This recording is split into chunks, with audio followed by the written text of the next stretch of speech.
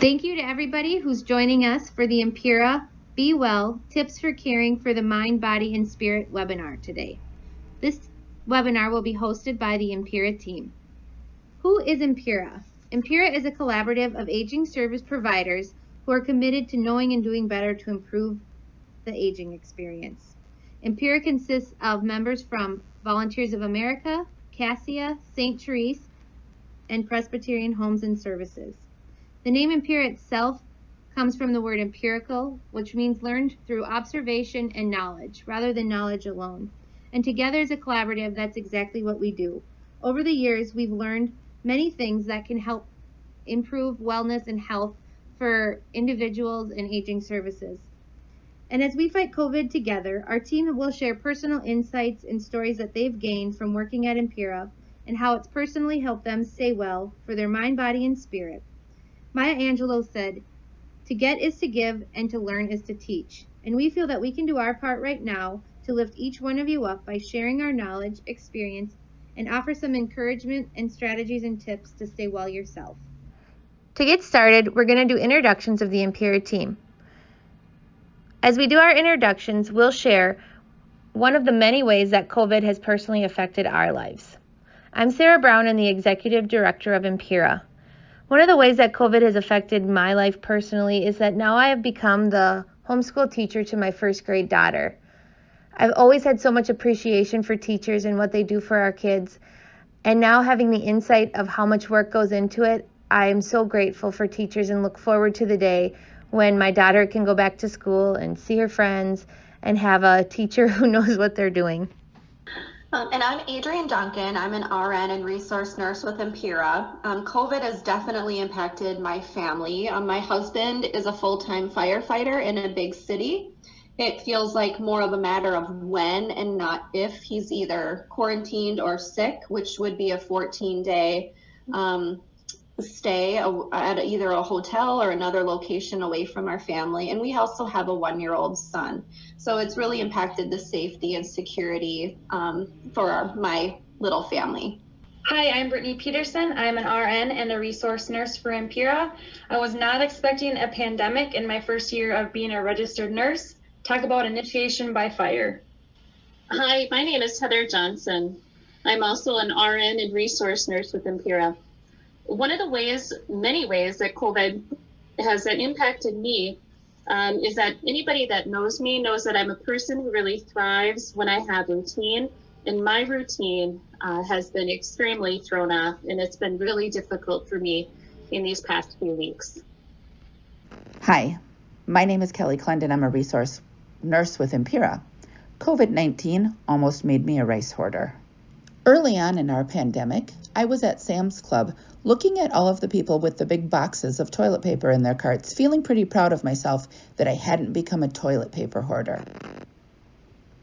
After a few moments, though, I noticed that under the big boxes and stacks of toilet paper that people had, they also had big bags of rice, like 40-pound bags of rice.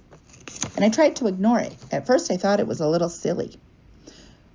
10 minutes or so, though, into being at Sam's Club, I started believing that if I also didn't get my 40-pound bag of rice, that my family was not going to survive COVID-19. Remember when? This meme here is kind of funny. It talks to us about, remember when we used to argue about which way to hang the toilet paper? Those were the days. It's crazy how fast our world is changing out there right now. And we know that COVID is possibly one of the greatest challenges that we are facing. There will be brighter days ahead, and until we get there, it's important during this time of social distancing that we can't help but think about a lot of the things that the nation is going through is very similar to the same things that residents go through when they move into a nursing home. Loss of independence, social isolation, health concerns, infection control concerns, starting to question our own mortality, starting to question about the meaning of our life and purpose. And over the years, our collaborative has worked together to better understand some of these challenges. We've done this through root cause analysis, consultation with experts inside and outside our industry, looking at evidence-based research, and looking at synthesized research through observations and listening to the needs of those we serve. One thing we've realized is the strategies to promote wellness in older adults benefit all humans. In the human experience, we share the same basic human needs. And today we're going to share some of those holistic wellness tips and strategies we've learned over the years with the elevated relevance it has to all of us as we fight COVID together. We're going to take a look at some of the biggest hopes and fears and priorities we're all facing with COVID. In this webinar, we'll confront some of those challenges and the vulnerabilities that we all have. Some things are out of our control right now, but not everything. And we'll share some of those tips that we can do to help control what is in our control for our mind, body, and spirit. And at the end, we hope that you feel a little more peaceful, a little bit more in control with some additional tools in your toolbox to support your holistic well-being for yourself and for your family, your loved ones, and for those that you care for.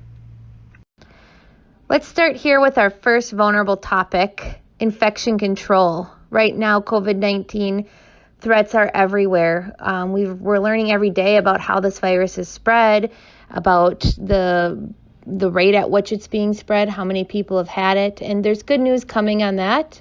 In our own state here in Minnesota, the Mayo Clinic is saying that they're going to be releasing an antibody test coming out as early as Monday, where people will be able to see if they've had this and will be able to see if they have some immunity, which will help us with some of our fears.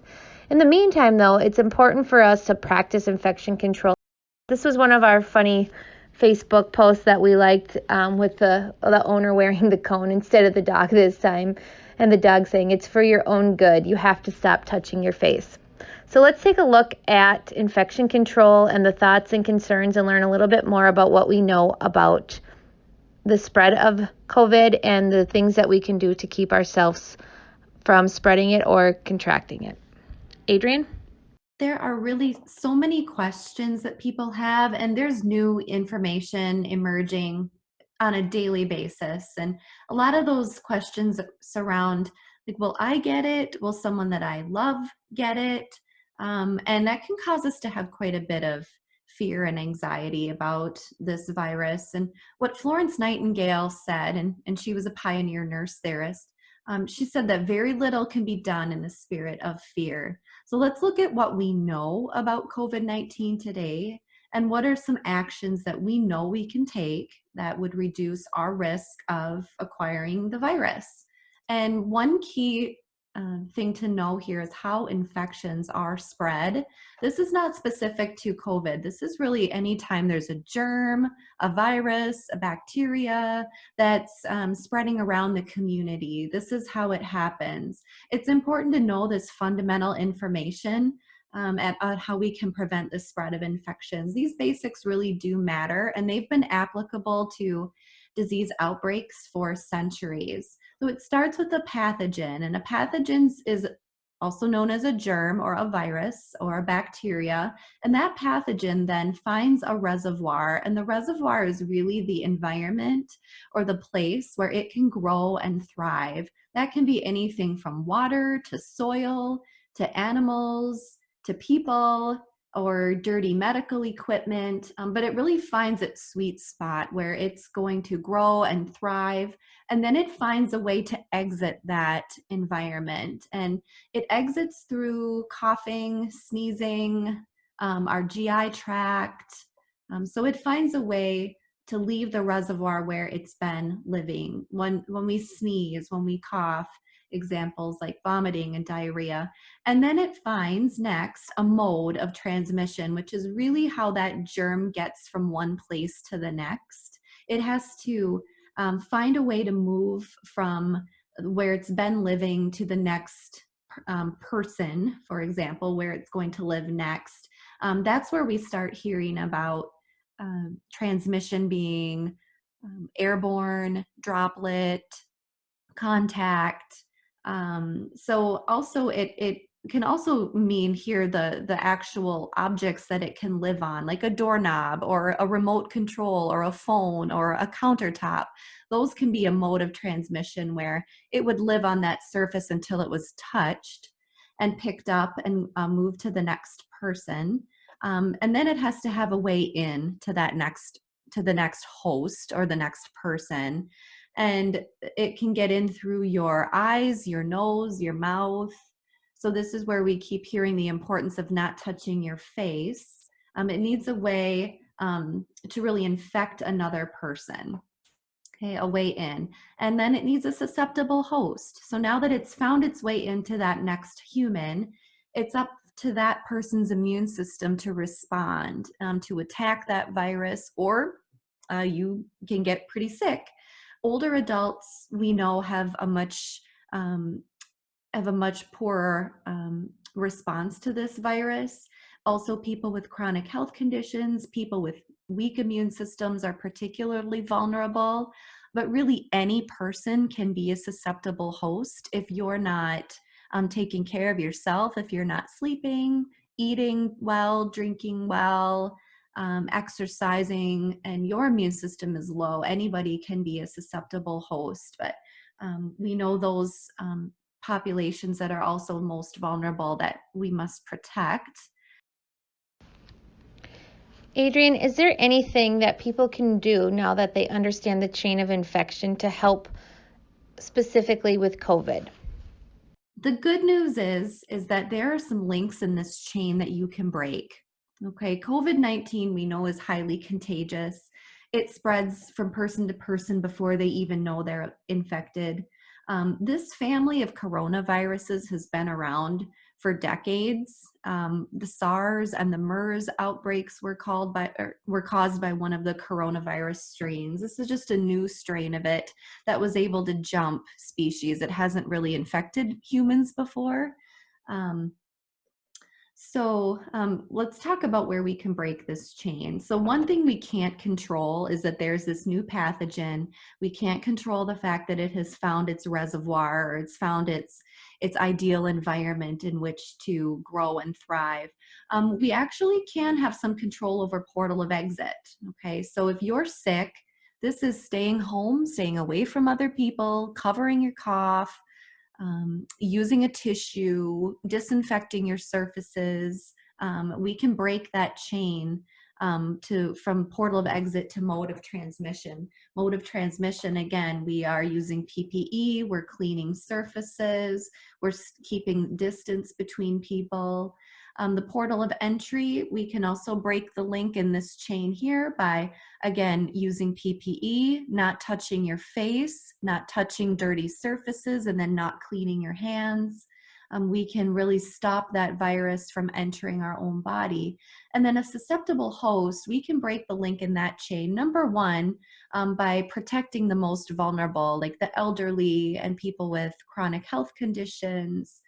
We can create distance between people. This is where social distancing comes in so much importance here, is protecting those susceptible people, and also, of course, lightening the burden on our healthcare workers with a massive peak in infections.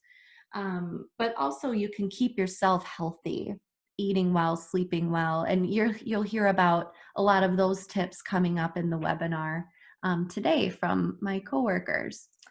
So some basic tips I just want to leave you with really here are washing your hands, how important it is to wash for 20 seconds with any kind of soap. And if you don't have soap, you want to use hand sanitizer. Stay home if you're not feeling well. Cover your cough. Clean your environment frequently, especially those highly frequently touched surfaces like doorknobs, railings, countertops, remote controls, phones. Follow the social distancing instructions. This is so important, and every person should be accountable to following the instructions that are given to us by our local and national governments. Keep your immune system strong. Manage your underlying health conditions, and possibly if you're smoking, you could stop smoking to protect your lungs. Thank you, Adrienne. You mentioned there's no reason that people shouldn't be following the social distancing measures that are in place. That kind of brings us to a next topic around behaviors and understanding behaviors of others. During this time, people are acting different. People might be having out of characteristic behaviors. And let's talk a little bit about behaviors next. So let's go to our next social media post around this topic. I wish people could just follow the orders because I feel like a kindergartner who keeps losing recess time because a few people can't follow the rules. Kelly, let's talk a little bit about what we know about understanding behaviors. Yeah, definitely. So the first thing that we need to remember is that for all people, behavior is communication. So the underlying message there with the behavior, we need to understand what it is they're trying to tell us that they're not using their words to say. How do we interpret the behavior to really understand what it is that someone is trying to communicate to us? What are they trying to tell us? What do they want us to know? When we looked at root cause analysis for why people have behavioral expressions, they generally came down to 5 key topics. The first one was emotional pain. People also have a need for companionship, a need for contribution, identity, and had fear around their loss of independence. I think it's easy to see some of those parallels in some of the behaviors we're seeing today in how people are acting, communicating their fears with COVID-19. If we look at emotional pain, we all have fear around what will happen with our families and the people we love, and that causes us to act differently surrounding emotional pain and how we respond to it. If you think specifically about the toilet paper hoarding, right? It's not about toilet paper. It's about fear that our families won't be okay. We also can see behaviors in another context. Sometimes we are surprised by the behaviors we see in people in a positive light. That's probably a person's need to be a contributing member of society and have something to give and show value. In order to put context around people's behavior, a really good starting place is to start with knowing the person.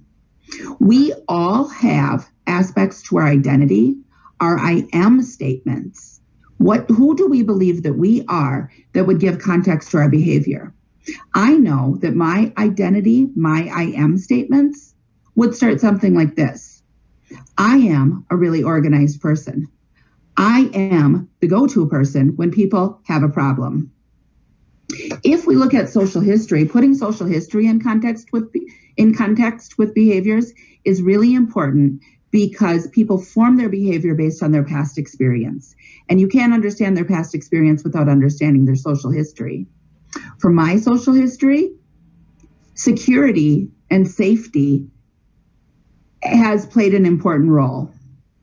We also have to understand someone's comfort preferences, what it is that makes them comfortable with a situation or comfortable going through their day.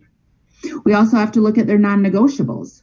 A non-negotiable is something that is someone's always or someone's never. And if we violate them, it may result in behaviors or them being really uncomfortable.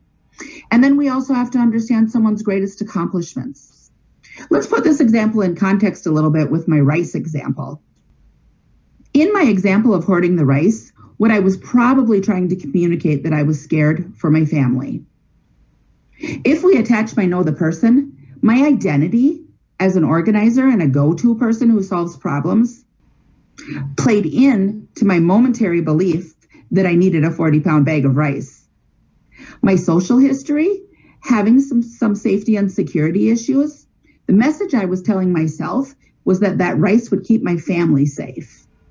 So some tips for understanding behavior and supporting each other through this trying time. Practice know the person.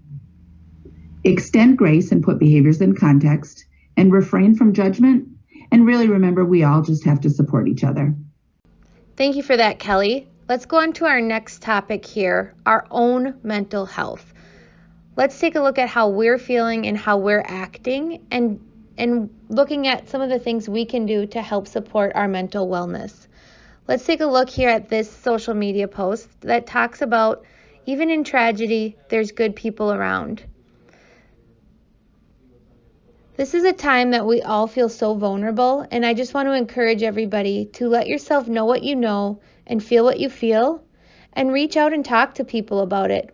All of us are going through this together, and none of us are alone. We may experience it differently and have different thoughts and feelings, but we need each other more than ever right now. So give yourself permission to be vulnerable.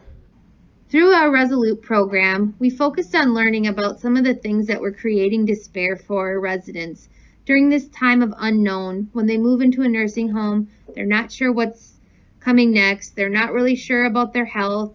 They They don't know what's happening. And there's this real threat to them, their relationships with others, their ability to contribute the way they once did. And all these similarities are happening to many of us right now. So one of the things we learned about is what is the opposite of despair or depression or anxiety that starts to come out. And what our research led us to is a concept called sense of coherence. And sense of coherence has been described as the opposite of depression or anxiety. Sense of coherence has 3 pieces to it that help us to have a strong mental health. And so this research would say that if you have a strong sense of coherence, that you have these 3 components. The first one is that you feel like life has some predictability and you have a good sense of realism. You realize that really bad things can happen, but really good things can also happen. And that each day is pretty predictable. You also have strong optimism or faith, where that despite knowing that bad things can happen, you still have faith to get you through it. You still have belief in better days ahead. And then comprehension, that when things start to seem a little out of control or you don't know what's happening, that you either feel that you have the ability to learn something new and you have that growth mindset, or that you have the resources to find the answers you need. Comprehension also goes into having the wisdom to know when you should take action with something and when you should let things go. To have that serenity of what is yours and what isn't yours. Realizing what can you control and what can't you control. And so if you have those 3 areas and you can look at each of those areas and figure out with COVID, where has your own mental health maybe been rocked? Is it in the predictability? Did you think in your lifetime you would never see something so crazy happening?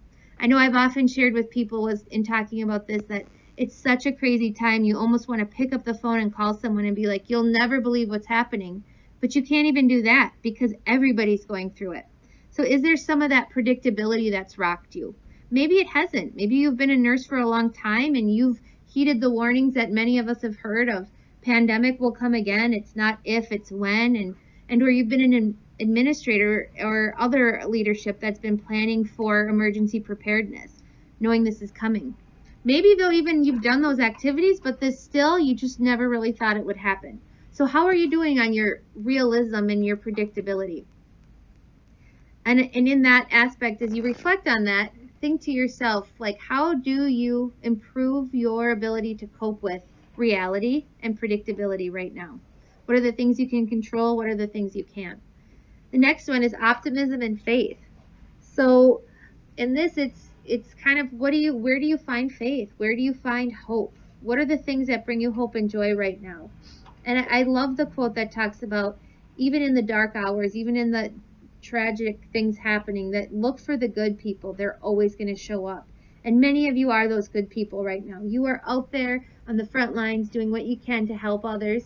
And that is really amazing. And that brings a lot of hope to other people. Or maybe you're inspired by the things that other people around you are doing. And those are great things too to give you faith. Or maybe it's the faith that you have in a higher power, and that your personal faith and meditation and prayer or certain Bible verses are getting you through. And to have that faith.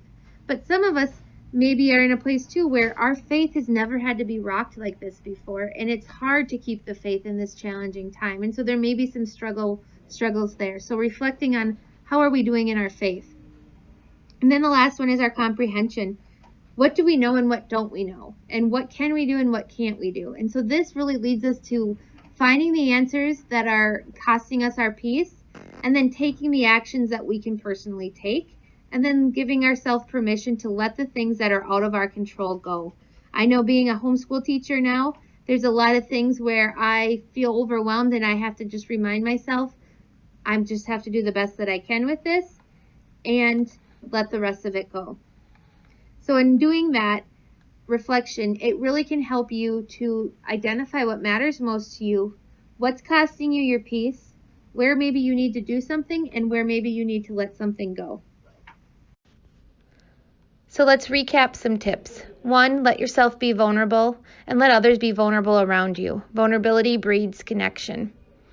2, reflect on your sense of coherence. Look at how your predictability and realism is. How are you keeping optimism and hope and faith?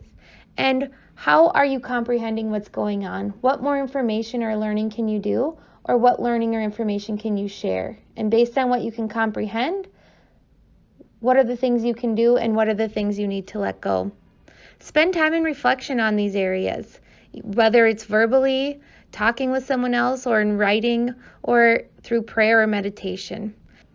And be empowered to make the choices that mean the most to you. Do the things that are important to you and the things that help you keep your peace, and set some boundaries. Let's go on to our next topic. In thinking about some of the things that we can do and we can control, one thing we've learned is that we can control how well we take care of ourselves. Let's take a look at this Facebook posting about your nighttime and your daytime pajamas. How many of us are kind of losing some of those routines? Let's go to Heather now and hear about restorative sleep and how routines can be important at this time. So for some of us, our routines have really been thrown off. Our routines, the routines of our family members have been thrown off. What we need to understand is that routines are important, especially when it comes to supporting your sleep. So why is our restorative sleep so important? There's a huge impact on our mind and there's an impact on our body. Florence Nightingale said this. She said, it's the responsibility to put the patient or ourselves in the best condition possible for nature to act upon them. And really, one of the ways that we can certainly do that is by having restorative sleep. When we get good restorative sleep, we know that our memories are cemented, especially our short-term memories, process our emotions, and our stressors are relieved from the day. We have an impact also when it comes to our body, where we have cell tissue repair and regeneration happening, and that happens in deep stages of sleep. There's also growth, cellular growth, and hormone regulation, and our immunity is built. And when it comes to our immunity, I really want to stress here that when it comes to any of those things and under the impact of the body, that those really happen in stage 3 sleep. In stage 3 sleep, that's why it's also foundational for us to have uninterrupted, deep sleep, so that all of these things can happen and we can certainly build on our own immunity. Our bodies are like a computer, and we need to turn them off. And so we can do that when we go to bed at night. It gives our bodies an opportunity then to reboot. It's the restart of our body, and it is needed for physical restoration and our body functioning. Psychosocial restoration and also our cognitive functioning. And those happen when we get good restorative REM sleep, mind healing sleep. When you get a solid chunk of sleep, you go through all of these cycles, which allows all of those good things to take place. What you can see on this graph too is that when we're getting those 7 to 9 hours of consolidated sleep, good restorative sleep, the majority of our mind healing tends to happen later on in the night. And the majority of our body healing tends to happen earlier on in the night. Again, we need 7 to 9 hours of uninterrupted time to get good restorative sleep. So let's go back to Florence Nightingale's quote. And how do we put ourselves then in the best condition possible to get good restorative sleep at night? And how we can do that is to have active and purposeful engagement during the day. We need to exhaust our own batteries. If you look at your body like a cell phone, we exhaust our cell phone batteries during the day and put them on the charger at night. We should do the exact same thing with our bodies. We should also get good exposure to bright white light or sunlight during the course of the day. That sunlight is vital in helping us set our circadian rhythm so that we'll sleep better at night. So light and activity, purposeful active engagement are all important things that we can do during the daytime to support our sleep at night. So let's recap then those tips for restorative sleep. 1, be sure that you're getting those 7 to 9 hours of uninterrupted sleep at night, because then your body has the ability to go through all of those important stages. 2nd, be sure that you're getting good sunlight exposure during the day. That means you're getting 30 minutes of unfiltered sunlight each day, and you want to look at doing that before noon. You also want to stay active during the day so that you can get the best charge of your batteries at night. Lastly, avoid napping for more than 30 minutes per day. This will save then your restorative sleep for night, and so that you can then get into those deep, deep stages of sleep at nighttime. Thank you, Heather, for sharing with us about restorative sleep and how vitally it is important to our health to get a good night's sleep and to keep our immune system strong. You also talked about how it's important for us to stay active and to stay engaged. And so let's go now to our next Facebook post that has us kind of laughing. This little picture of this baby here that says, "Me after I eat all my quarantine snacks in one night." So we're going to go to Brittni now and have Brittni share with us some of the things that we can be doing to stay active, to stay engaged, and how our nutrition can play a role in keeping us healthy. Exercising is the last thing on my mind. Is it really important right now? The answer is yes. Being active is important for your overall health. Heather spoke earlier about the many benefits of sleep. Being active improves our mood and sleep while also releasing those feel-good chemicals that helps reduce stress and anxiety, which I'm sure many of us are feeling during this time of uncertainty. Staying active also helps with joint pain by regularly moving and keeping them from becoming stiff. We can strengthen our bones and increase our muscle mass by exercising, which helps our balance and stability while also decreasing our risk for falls. Exercising lowers our risk for diseases like high blood pressure, heart disease, and diabetes, and it also improves our overall brain function. On the screen, you will see home workout ideas that you can do anywhere in your home, and no equipment is required for these. Also on the screen are some YouTube resources for home workout videos to view for more ideas. As important as it is to exercise our body, it is also equally important to exercise our brain because our brain can also lose its muscle tone, making it more susceptible to memory loss and decreased cognitive function. Working on puzzles, crafts, playing word games, and board games can help with problem-solving skills, fine motor skills, and memory recall. Cooking and gardening can also help exercise our brain by encouraging creativeness and planning. Here are some tips to stay active. Try to spend at least 30 minutes outside every day. This is just reiterating what Heather said about getting sunlight being important for sleep. You can go on a walk or run outside. You could start your garden, or you could do your workouts outside because they don't require equipment. On days that you don't feel like exercising, that's okay. You can stretch while binge watching your Netflix shows. Although it won't get your heart rate up, stretching will wake up and loosen your muscles to help prevent injuries when you do become active. Create a daily goal for yourself and place it somewhere you see it often. And then there's always that spring cleaning. It helps you stay active and catch up on those tasks that you've been putting off for a while. Now that orders are put in place to stay home longer and businesses are closed for longer than originally expected, we are doing our best not to go stir crazy. What should we be doing? Gyms are closed. How do I stay active? How can I stay healthy? How do I still contribute to the community? And now that I'm at home, what is my purpose? So let's talk about some ways you can stay engaged from the comfort of your own home to answer those questions of purpose, health, activity, and contribution. Keeping purpose in your life. What defines you? Are you a helper, a doer, a teacher, a listener? What is something that you do to help others? Whatever your answer is, how can you keep that purpose going during this pandemic? If you're a helper, are there places that need volunteers? If you're a listener, are there people in your life that still need somebody to talk to? And if you're a teacher, what can you teach others during this time? It might be hard to find meaningful moments in this crazy time, but there are pieces of collateral beauty. A big one is how much we have come together as a society to help our elders. Grocery stores have made elder hours where the older population can grocery shop without the worry of it being crowded or understocked. We are finding new ways to reach out to our loved ones in the nursing home communities to let them know we love and care about them. We need to lift each other up. Although it is hard to not see our loved ones in person, we can continue to reach out with phone calls and text messages. Through this, we are all going to experience good and bad days. When we observe someone having a bad day, allow that person to feel your support and let them know that they are not alone in this, and can contribute where you can. There are many good ideas on the connectiveness in the community posted on social media. Chalk the Walk is a great example. Individuals are coloring sidewalks on their walk and sidewalks outside of healthcare settings with positive messages and beautiful pictures to lift others' spirits up.